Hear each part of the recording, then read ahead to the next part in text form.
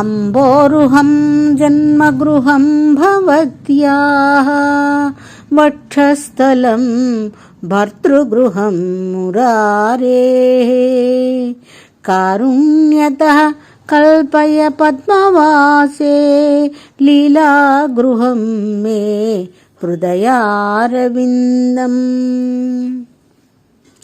ఇది కనకధారాస్తవంలోని 23వ శ్లోకం. ఈ శ్లోకంలో సాక్షాత్తు శ్రీ మహాలక్ష్మితో కలిసి నివసించాలని, మనోవాకాయ కర్మల ద్వారా అమ్మతో కలిసి జీవించాలని జీవుడు పడే తపన ఈ శ్లోకంలో మనకు చూపుతున్నారు శంకరులు పరిపరి విధాలుగా. అమ్మని స్తుతించి, ఇక నువ్వు నాతో ఉండవలసిందేనమ్మా అంటూ ఒక భక్తుడిగా నీ పాదములు వదలనని శపథం చేసినదే ఈ శ్లోకం. శంకర్లు అంటున్నారు కదా, అమ్మా నువ్వు పద్మంలో పుట్టావు, అది నీ పుట్టినిల్లు. శ్రీహరి వక్షస్థలంలో నిలిచావు, అది నీ అత్తవారిల్లు.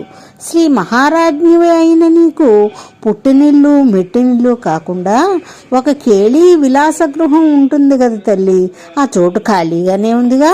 కనుక నువ్వు నా మనస్సు అనే అరవిందాన్ని కేళీ గృహంగా చేసుకుని నీవు నాతోటే ఉండాలని వేడుకుంటున్నానమ్మా. ఈ ఆట విడుపు గృహంలో నీవు శ్రీహరితోటి నీ సఖులతోటి కలిసి ఆటలాడుతూ ఆనందపడాలని కోరుతున్నానమ్మా అంటూ నీరు నిండిన కన్నులతో అమ్మని కోరితే కాదనగలదా ఆ తల్లి?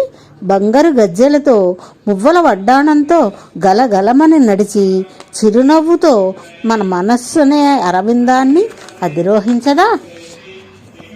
అలా పిలవాలంటే మన మనస్సునే కేళీగృహాన్ని ఆవు పేడతో ఒలికి వరిపిండితో ముగ్గులు పెట్టి రంగనాథుని మహిషికి రంగవల్లికలు తీర్చిదిద్ది అహింసా పుష్పం, ఇంద్రియ నిగ్రహం, దయాపుష్పం, క్షమాపుష్పం, శాంతి పుష్పం, తపఃపుష్పం, జ్ఞానపుష్పం అనే అష్టదళ పద్మాన్ని ఆసనంగా చేసి నవవిధ భక్తి మార్గాలతో పూలమాలికలు అల్లి అమ్మని కూర్చోబెట్టి ఆ పాదములపై తల వాల్చి భక్తి ద్వారా వచ్చిన జ్ఞానంతో వైరాగ్యాన్ని ఆత్మకి పట్టించి చేతోభృంగ భ్రమసి వృథా భవమరుభూమవు భజ భజ మహాలక్ష్మీం అని అమ్మని శరణు కోరితే అదే మోక్షం, అదే వైకుంఠం, అదే కేళీ గృహం.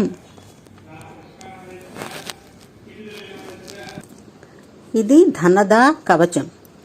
ధం బీజం మే శిరః పాతు, హ్రీం బీజం మే లలాటకం, శ్రీం బీజం మే ముఖం పాతు, రకారం హృదయే అవతు, త్రికాలః పాతు జఠరం, ప్రకారం స్పృష్టతోవతు, యోకారం జంఘయోర్యుగ్మే, స్వాకారం పాదమూలకే, శీర్షాదిపాదపర్యంతం హకారం సర్వతో అవతు, ఇచ్చేతత్కథితం కాంతే కవచం సర్వసిద్ధిదం. ఈ కవచము నిత్యం పఠించిన వారికి సర్వము సిద్ధిస్తుంది.